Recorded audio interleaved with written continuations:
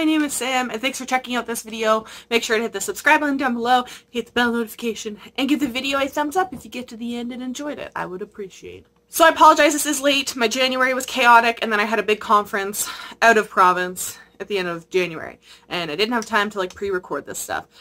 So this is my just slightly late February TBR. I will say though, I have, a couple prompts that I'm challenges that I want to get done this year, but I am this month skipping the Read from the Jar and the Outlander book. Part of the reason being Outlander, I'm still working on A Breath of Snow and Ashes. I had the last like 5th to finish, so I want to finish that, give myself a couple weeks, and then I will start the next one in March. And from the Jar, I just didn't get a chance to read the first book in January that I pulled, and February is already a shorter month, and I have quite a few books that I want to get through this month, so I'll just put it off until February, or until March. So the first book that I really want to read, which will make my friend Melanie incredibly happy, is Senlin Ascends. I don't actually have a physical copy of this. I'm waiting for my library copy to show up, but it should be here soon, and I have an audiobook that I'm going to use to listen along to. So I've heard honestly nothing until the past like couple months really about this book. I don't know why, because it looks very Russian-y. My friend Melanie Parker, she just like high-key loves the series, and then the third book just recently came out called like The Hod King. I like the covers of this, and I think this is also one of those books that was really popular in like a non-traditional publication, so it was released in a traditional publication because they saw that. I'm not 100% sure, but like I'm 99% sure that that is the case. I'm just really curious about this. I've heard the few people that I have heard that read it are like obsessed with it. They're like me with Sebastian de Castell. They're like, you need to read it. I need to get more people onto this thing. So I am very excited to get to this one.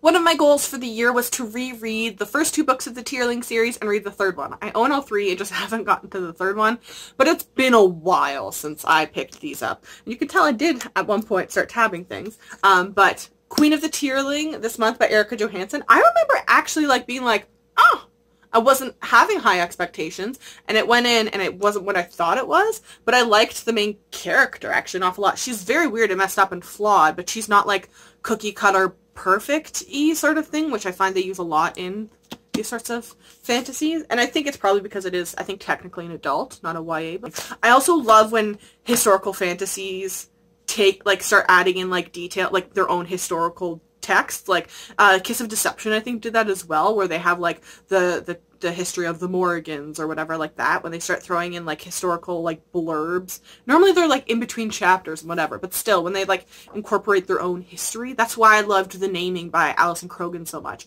because they put like they didn't just throw this history together. They literally spent like weeks or months or years building this world's history in their brain before they finally got done. So I'm really excited to reread this one, actually. I am insanely excited. I am a part of the street team for Joanne He for Descent of the Crane, and she gave out e-arcs, and I can't read e-arcs because of my eyes. However, I have a printer.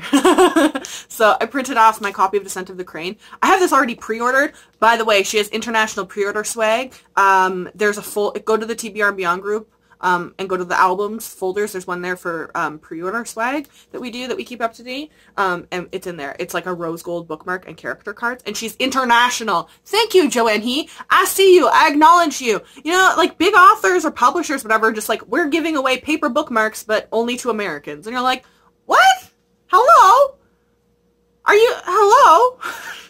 So I'm very excited to read this book. I have such a good feeling about this. And the cover, even just printed out like this, is freaking gorgeous. Like whoever did this cover, I don't know, I don't think it says anywhere on the arc, but it's gorgeous. And I think right now it's set to be a standalone, but she does have ideas for other stuff. So I think it just depends on how well it sells. So it's also up for pre-order. I have it pre-ordered. Indigo had it on a pre-order sale. I don't know when the sale is gone till, but just keep an eye out for it, because and she seems like legitimately really nice. I'm just so excited about this book. It's like on my radar hardcore, and I believe she's also going to be in the TBR and Beyond group too, so I'm so excited. I'm gonna have to obviously read this at home because this is kind of a weird thing to carry around physically.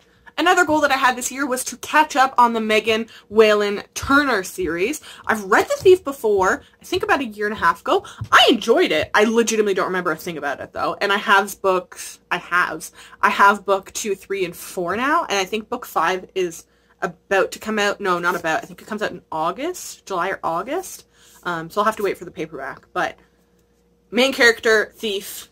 I can steal anything. Jen can steal anything. At least that's the boast he's made in wine shops across the capital city, and his bragging has landed him in the king's prison.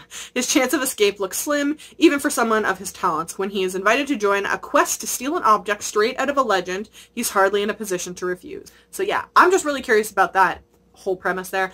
I remember reading and being like, oh, this is fun. This is, like, enjoyable. I'll get on to the next books. And then, like, literally just forgot about it. I also like the covers. I think they released all re-released these things with new covers. Love the new covers. And blurred by Laini Taylor, which gives me high hopes, because Laini Taylor has, like, amazingly beautiful writing. Her and Roshni Chokshi, like, can't deal. Michelle Kenny was really, really sweet enough to send me books 1 and 2 of her series in the mail, and then magically my package got sliced open in Canada Post lost book 1. So she sent me a PDF so I could print off the PDF of book 1 and read that. So I am going to be reading Book of Fire this month. It's not super big, and it sounds just like a really good, fun read. And Book of Fire, anything with book in the title is my trash, and I'm really excited. She's obviously a lot smaller known, but I'm very excited. And I really genuinely, if she watches this video, I seriously really, really appreciate that. I know I'm such a small blip on the radar when it comes to social media with books, so that's incredibly nice of you, and I'm very, very excited to give this a go. I also am going to try my darndest to get to The Oversight by Charlie Fletcher this month. This is a library borrow. I legitimately don't even remember placing the request for it, but I apparently did. I remember, however, seeing it, though, as a recommended read when I think I was on Novelist on my library website, when I looked up The Rook, which absolutely devoured that book. Only 5 still guard the borders between the worlds. Once The Oversight, the secret society that polices the lines between the mundane and the magic, counted hundreds of brave souls among its members. Now their number can be tallied on a single hand. As the borders between natural and supernatural begin to break down, brutal murders erupt across London, and the Fellowship's enemies draw even closer. Will a screaming girl brought to the Oversight's headquarters be the instrument for the final downfall, or their last best hope of defense? I'm so curious about this. Once again, really, like, unknown book. I'd never heard of it. Just randomly, literally showed up at my office. I'm really excited to read this. It sounds really, really cool, and, like, it could have a lot of potential, and kind of, like, the aspects that I loved of The Rook. Next up, I am going to attempt to read The Diviners by Libba Bray. I have refused to buy this series alone because of the cover changes. They have literally changed the cover every single book. And then each book has been like 2 to 3 years apart, which it confuses me that they're incapable of, like, that's the thing too. None of the themes of the covers even look remotely similar. So I'm kind of like, is it a historical fiction? Is it a paranormal? Is it a fantasy? Is it a contemporary? Is it a historical magical real? Like, it's just all over the place with that. So I haven't bought it, so picked it up from the library. Evie left the Bennington and walked down Broadway past the shops. A radio store played its latest model, letting the sound drift out into the sidewalks to entice the customers. Evie idled for a moment, listening as she painted her lips in the window's reflections. At the newsstand, Evie stopped cold. The front page of the New York Daily Mirror trumpeted, "Madman of the Manhattan strikes again." She grabbed the paper and flipped past a store advertisement for Solomon's Comet, binoculars to the story of page 2. "Hey, doll, you gonna pay for that?" the newspaperman said. Evie tossed him a nickel and clutched the paper and ran away to the museum. So, do you believe that ghosts and demons and the diviners among us? I'm curious. Like, I've heard really positive reviews, which I feel like you have to, with the amount of cover changes that have happened. It would have to be a good book series to survive that. But I'm just really curious. I really hope I like it. If I do, then I will wait for all 4, I think it's supposed to be 4, to be out and then purchase them. But, like, publishers, please, for the love of God, stop doing that. It's it has legit deterred me from buying multiple books. Like, yeah. I'm just curious as to what the actual genre is, because the 3rd book that came out looks like a horror, and I don't want anything to do with that. So, yeah. We'll see how it goes. Then I'm going to pick up Torn by Rowena Miller. I have one friend who's read it and said it was meh, but I have high hopes. In a time of revolution, everyone must take a side. Sophie, a dressmaker and a charm caster, has lifted her family out of poverty with hard-worn reputation for beautiful ball gowns and discreetly embroidered spells inside ball gowns. A commission from the royal court could secure her future and thrust her into a dangerous new world.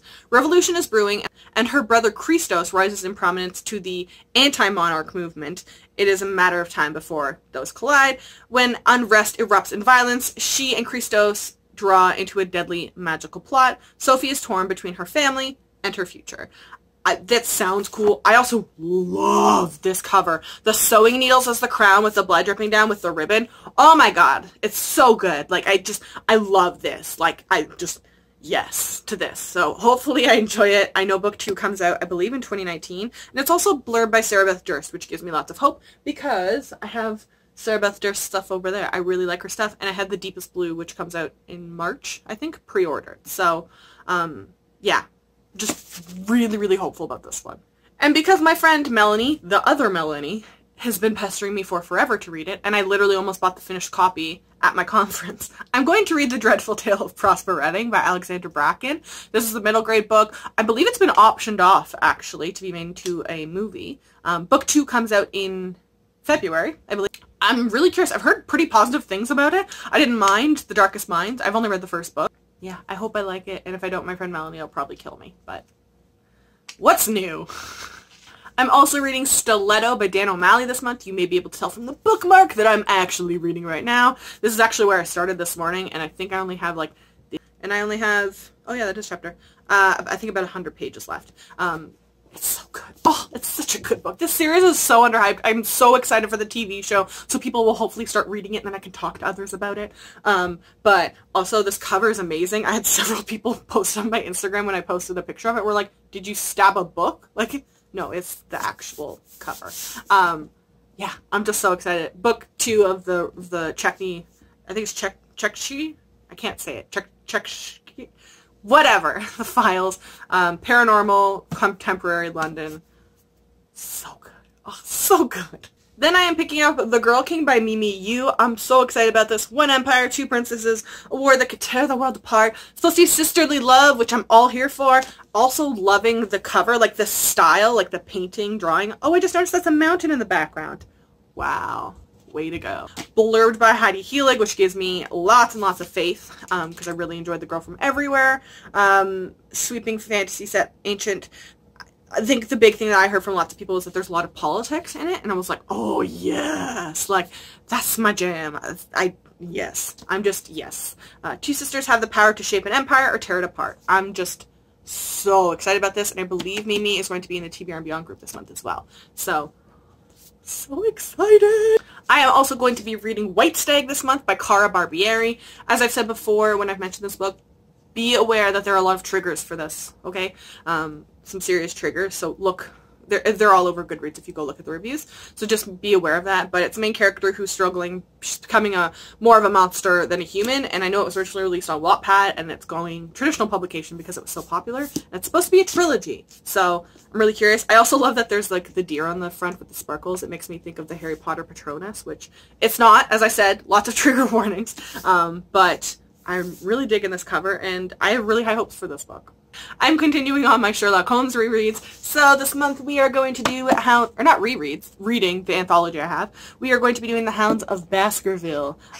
This is one I'm really excited to reread. Every time I've seen an adaptation of this, this is always like my favorite story. That and when Moriarty, when like Sherlock fakes his death and whatever. So excited about this. And I definitely used to. I don't know where the shirt ever went, but I had a shirt said Hounds of Baskerville on it. So, Hounds of Baskerville this month. I'm so excited. Oh, I'm so excited. I'm also doing catch up this year with Neal Shusterman. Waiting for forever for information on the toll. Man, give us a date or something. I just need it. Thunderhead hurt me. But I read Dry last month in January. So, gonna pick up Unwind. I'm concerned about this one, that it'll be too close to home.